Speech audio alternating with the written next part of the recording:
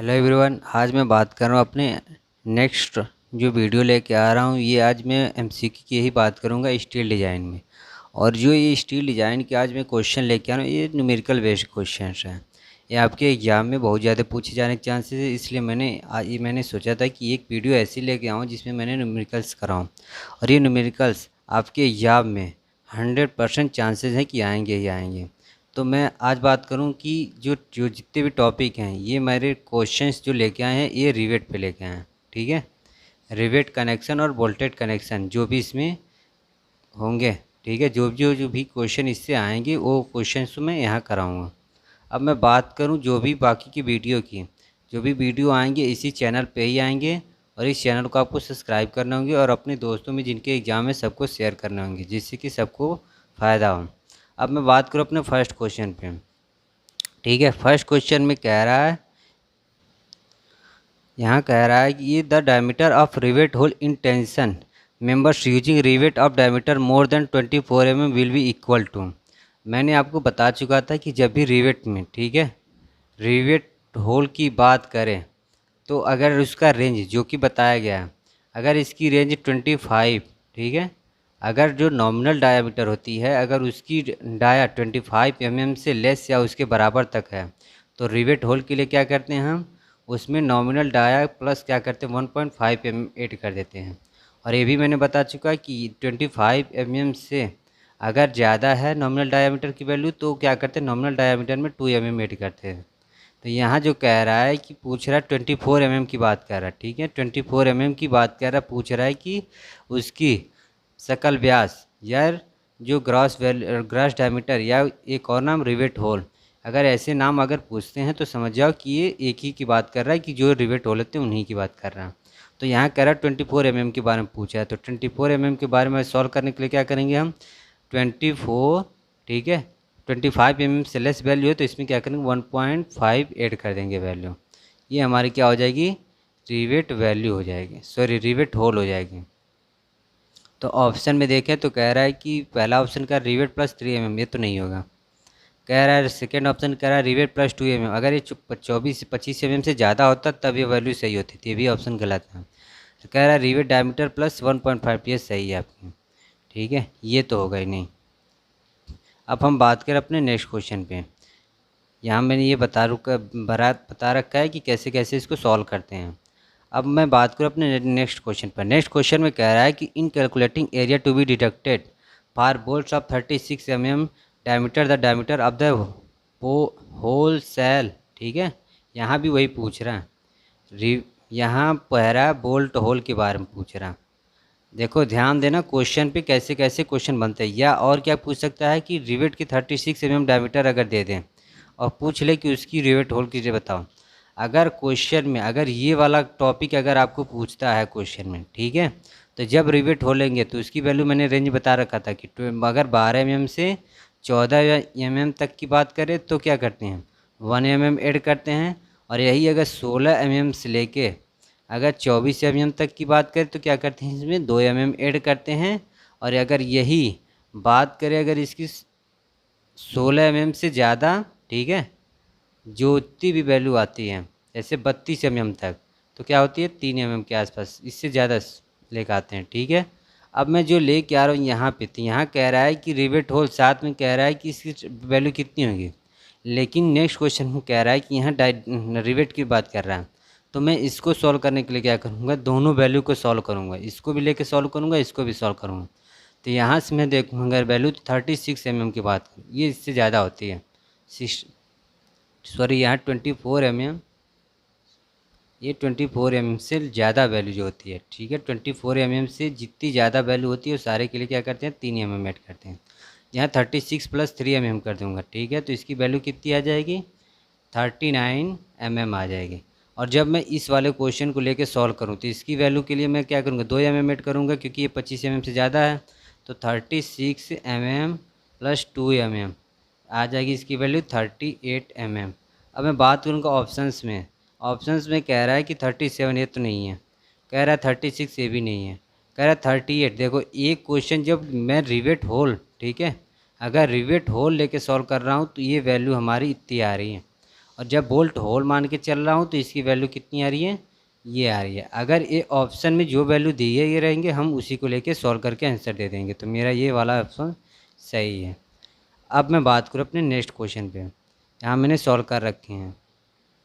अब मैं बात करूँ अपने नेक्स्ट क्वेश्चन पे। नेक्स्ट क्वेश्चन में कह रहा है कि efficiency of the riveted joint is equal to. अब देखो, जो भी इफिशियंसी जो भी रिवेट जॉइंट करते हैं, ठीक है, उसमें पूछता है मैक्सिमम, ये क्वेश्चन बहुत ज़्यादा पूछते हैं कि इसकी इफिशियंसी क्या होगी रिवेट की, ठीक है, रिवेट की इफिशियंसी बतानी है। रिवेट की इफिशियंसी से डिनोट करते हैं ईटा से, ठीक है, इसको ईटा बोलते हैं। अगर ये बात करें मैं इसको लेंथ, तो कह रहा है ऑप्शन देखो, ऑप्शन में कह रहा है कि length of solid plate divide by diameter of rivet, ठीक है, और बाकी ऑप्शन में कह रहा है बी ऑप्शन में strength of solid plate divide by strength of rivet joint. C option में कह रहा है कि rivet of strength joint divide by strength of solid plate. और डी ऑप्शन मान लो है कि नॉन ऑफ दीज, मतलब इनमें से कोई नहीं, ठीक है, अगर इनमें से कोई नहीं। तो अगर मैं बात करूँ जब इफ़िशियंसी की, ठीक है, और रिवेटेड जॉइंट के लिए, तो इसकी जो फॉर्मूले होते हैं ये होती है जो टोटल पीएस, ठीक है, शियर फोर्स, बियरिंग फोर्स और टीयरिंग फोर्स, जो इसमें होती है वैल्यू इसकी मैक्सिमम, ठीक है, जो वैल्यू होती है इसमें से सामर्थ्य जो वैल्यू होती है उसका जो वैल्यू मिनिमम होती है, और डिवाइड बाई पीएस शियरिंग और बियरिंग में जो लेस वैल्यू आती है, क्या करते हैं, लेस वैल्यू का डिवाइड कर देते हैं, तो वो वैल्यू क्या होती है, हमारी इफ़िशियंसी पता चल जाती है। तो यहाँ ये जो वैल्यू होती है यही हमारी क्या होती है, सॉलिड प्लेट होती है। ये कभी कभी इसकी फॉर्मूले जो होती हैं इसे पूछ कर देता है कि जो एरिया, ठीक है, स्ट्रेंथ ऑफ सॉलिड प्लेट, ठीक है, solid plate divide by strength of, ठीक है, ये वाली जो वैल्यू निकालिए तो रिवेट की निकालेंगे, और डिवाइड बाय क्या करेंगे, स्ट्रेंथ ऑफ सॉलिड प्लेट कर देंगे।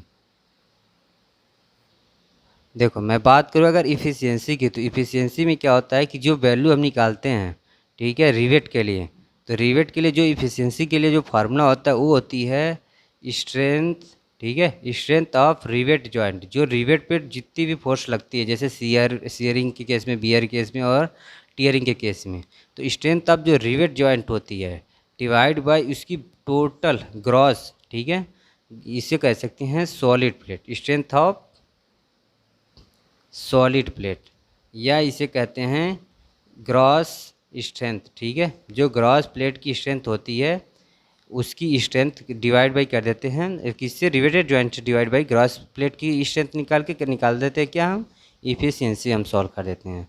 तो यहाँ हम देखेंगे ऑप्शन में, तो ऑप्शन में हमारा क्या हो जाएगा, सी ऑप्शन सही हो जाएगा। अब हम बात करें अपने नेक्स्ट क्वेश्चन पे, ठीक है, यहाँ देखो, जो भी पीएस शियरिंग फोर्स में और बियरिंग फोर्स में और टेयरिंग फोर्स में जो भी कम वैल्यू होगी डिवाइड बाई ठोस प्लेट की स्ट्रेंथ होगी। जैसे मान लो अगर मैं कोई प्लेट ऐसे ज्वाइंट कर रहा हूँ, ठीक है, ऐसे मैंने एक लैप ज्वाइंट कर रहा हूँ, लैप ज्वाइंट पे मेरी एक फोर्स लग रही है यहाँ पी, इधर से अगर ये जो फोर्स लग रही है, ठीक है, अगर ये जो फोर्स लग रही है तो ये वाली फोर्स जो हो जाएगी ये हमारी इसकी रिवेट पे लगने वाली फोर्स होगी। और जब हम किसी प्लेट की बात करते हैं, जैसे मान लो ये प्लेट को मैंने जोड़ा, इस प्लेट को अगर देखूं तो ये प्लेट की थिकनेस और इसकी जो विड्थ होगी, जब मैं इसका प्लान बनाऊंगा तो प्लान ऐसे बनेगा ना, मैंने ऐसे इसमें ज्वाइंट कर रखा है, इसको ऐसे ज्वाइंट कर रखा है, इधर फोर्स लगाया, इधर ए फोर्स पी फोर्स लगाया, तो ये इसकी विड्थ जो होती है, इसकी विड्थ और इसकी डिडक्शन, ये वैल्यू हम सॉल्व करेंगे कैसे, P S shearing force, P V bearing force और टीयरिंग, ठीक है, टीयरिंग, इन तीनों केस में जो वैल्यू निकाल के आएगी रिवेट के लिए उसकी value divide by total place, इसकी जो ग्रॉस वैल्यू आएगी जब होल नहीं किए रहेंगे उसकी जो ग्रॉस होगी, मतलब कि बी इंटू टी एरिया और उसकी जो भी स्ट्रेंथ दी रहेगी बेल्ट की उसकी, वो होती है हमारी ग्रॉस निकल के आती है, ग्रॉस फोर्स निकल के आती है, तो वो हमारी वैल्यू निकलती है, एफिशिएंसी निकालते हैं। हमें बात करूँ अपने नेक्स्ट क्वेश्चन पे। नेक्स्ट क्वेश्चन में कह रहा है कि पी एंड डी, पी यहाँ क्या है, पी यहाँ पिच है, पी यहाँ पिच है, और डी यहाँ क्या कह रहा है कि ग्रॉस डायमीटर है, क्या है, ग्रॉस डायमीटर है। कह रहा है are pitch and gross diameter of rivets, efficiency पूछ रहा है यहाँ भी।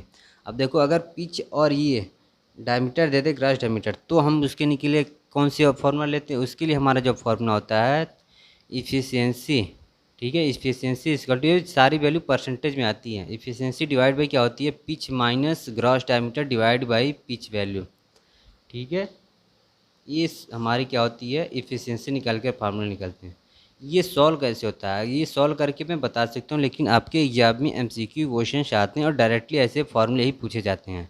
हो सकता है आपके एग्जाम में क्या करे, पूछ दे कि पिच की वैल्यू दे दे, मान लो पिच की वैल्यू दे दे कोई कुछ दे दे, 25 के आसपास दे दिए, ठीक है। कह रहा है कि 25 पिच की वैल्यू अगर 50 दे दें, और फिर डी की वैल्यू दे दें यहाँ से आपकी 25 की डाया होल, और कह दे कि आपको एफिशिएंसी बताओ, ठीक है। एफिशिएंसी पूछो तो मैं क्या करूँगा, 50 माइनस 25 डिवाइड बाई पिच की वैल्यू डिवाइड बाई 50, तो इसकी वैल्यू 25 डिवाइड बाई 50, तो इसकी वैल्यू होगी कितनी, 50%, ठीक है। ऐसे ही इसको सॉल्व करते हैं, इसकी वैल्यू ऐसे ही गिवन दे देगा। ये इजी क्वेश्चन आते हैं, इस पर ज़्यादा डरने की ज़रूरत नहीं है, बस ये याद रखना कि फॉर्मूले इसके याद रखना बस, तभी से सॉल्व कर पाओगे। तो इसकी वैल्यू जो होती है ये होती है बी, ठीक है।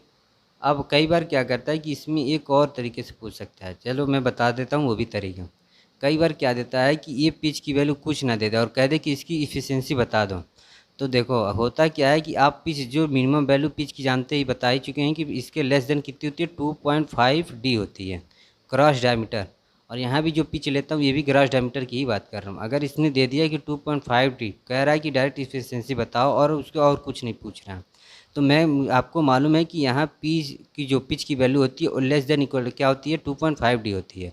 तो जब इस वैल्यू को इस फार्मूले में रखोगे, ठीक है, जो फार्मूला मैंने इफिशियंसी की बता रखा है P minus D divide by D, जब इस वैल्यू में जब हम रखेंगे इफिशियंसी के लिए तो क्या होगा, 2.5 D minus D divide by pitch की वैल्यू, सॉरी यहाँ भी पी होगी, तो ये हो जाएगी 2.5 डी।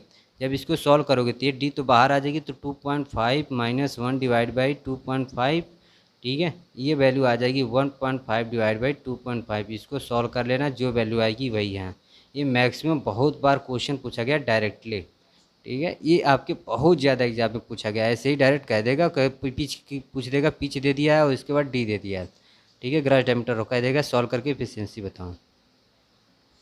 अब हम आते हैं अपने नेक्स्ट क्वेश्चन पे, ठीक है। नेक्स्ट क्वेश्चन में कह रहा है कि bearing strength of single riveted lap joint is equal to, देखो अब बियरिंग, ये मैंने इस पे क्वेश्चन बहुत ज़्यादा पूछे जाते हैं, आपको ज़्यादा न्यूमेरिकल के टाइप में वैल्यू नहीं देगा क्योंकि इस क्वेश्चन में थोड़ा सॉल्व करने में टाइम टेकन लगता है, ठीक है। तो ये करते क्या है कि आपको डायरेक्ट फार्मूला दे देते हैं, एग्जाम में कह देगा कि फार्मूला दे देगा ऑप्शन में और पूछ लेगा कि इसकी वैल्यू बताओ कि क्या होगी वैल्यू। तो मान लो मैं यहाँ एक लैप ज्वाइंट कर रहा हूँ, किससे, रिवेट से। रिवेट से मैंने एक लैप ज्वाइंट किया था। जब मैं इसका टॉप व्यू देखूंगा, ये तो मेरा एलिवेशन व्यू, जब मैं इसका टॉप व्यू देखूंगा तो ये ऐसे मेरी हो रही है, ठीक है, ये वाली सेक्शन यहाँ, और मैं यहाँ से बोल्ट लगा के जोड़ रहा हूँ, यहाँ मान लो पी फोर्स लग रहा है, इधर पी फोर्स लग रहा है। अब मैं जब बियरिंग स्ट्रेंथ निकालने के लिए क्या करूँगा, जो फार्मूला हमने निकालता हूँ बियरिंग फोर्स के लिए, तो होता है क्या है कि इसकी value P B equal to जो एरिया, बियरिंग के केस में क्या होता है, जब देखते हो कि कोई प्लेट होती है, जब वो एक दूसरे से स्लिप करती है, जब लोड एक दूसरे के पैरेलली उसके लगता है, तो होता है क्या, वो बियरिंग या तो ये सीयरिंग के केस में फेल होगा, या बियर के केस में होगा, या टीयर के केस में होगा।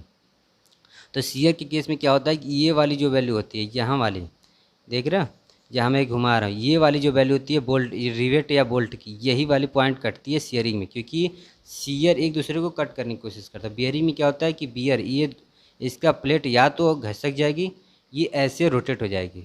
मैं एक और, चलो ये मैं बता रहा हूँ, ठीक है। ये होता क्या है, ये जो बोल्ट होती है ना, ये ऐसे ही ये रोटेट है, इससे बियर हो जाती है, थोड़ी सी इसकी शेप बदल जाती है जब लोड लगती है। तो ये कटती नहीं है, लेकिन क्या करती है, थोड़ी स्ट्रेंथ ज़्यादा होने के कारण, एक डक्टाइल मटेरियल होने के कारण थोड़ी सी क्या होती है, बियर कर जाती है। तो यही क्या होती है, बेरिंग के केस में आ जाती है। तो इसको सॉल्व करने के लिए क्या करेंगे, हम इसकी ये वाली डाया लेंगे, ठीक है, रिवेट की डाया लेंगे, और कितनी थिकनेस में ये बियर हो रही है, ठीक है, मान लो जितनी थिकनेस में बियर हो रही है उसकी वैल्यू एरिया ले लेंगे। तो यहाँ से जब मैं सॉल्व करूँगा कि बियरिंग के केस में, तो हमारी वैल्यू क्या आ जाएगी, पहले तो देखो बियरिंग स्ट्रेंथ में क्या होता है, एरिया, ठीक है, area multiplied by permissible stress होती है, ठीक है। परमिसिबल स्ट्रेंथ इसको डिनोट करते हैं किससे, एफ बी से। तो जब मैं एरिया लूँगा तो डी इंटू टी कितनी थिकनेस में हो रही है और मल्टीप्लाइड बाय इसकी परमिसिबल स्ट्रेंथ, यही हमारी क्या होती है, बियरिंग स्ट्रेंथ होता है। ठीक है, ये हमारी वैल्यू निकल के आती है।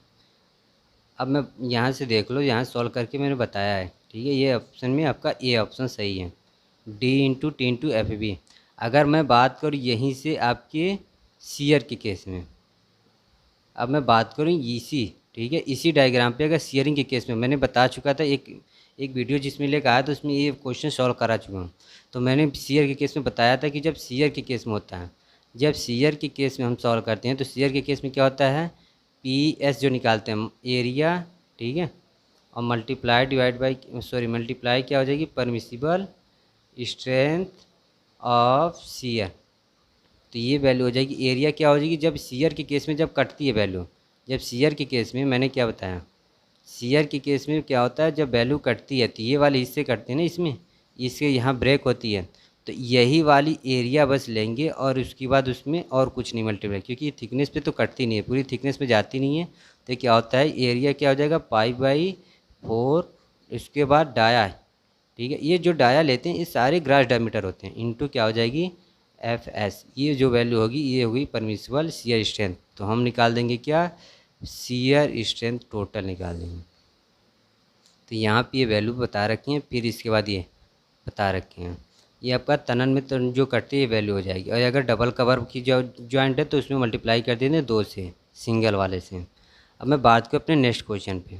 देखो नेक्स्ट क्वेश्चन उसी पे आ गया, किस पे पूछ रहा है कि शियर स्ट्रेंथ ही पूछ रहा है, किस में, डबल शियर में बात कर रहा है, और किसकी, रिवेट जॉइंट की।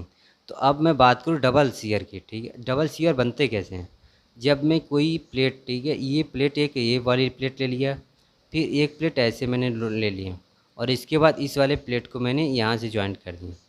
अब देखो जब इधर वाला फोर्स लगेगा पी, ठीक है, तो इधर कितना हो जाएगा, इसका वैल्यू इधर p/2 लगेगी, इधर p/2, तभी तो ये सिमेट्रिकल होगा। जब होता क्या है कि जब कोई वैल्यू इधर एक वैल्यू लगती है, अगर तो इसको सिमेट्रिक करने के लिए हम इसको वैल्यू क्या हो जाएगी, आधा आधा हो जाएगी।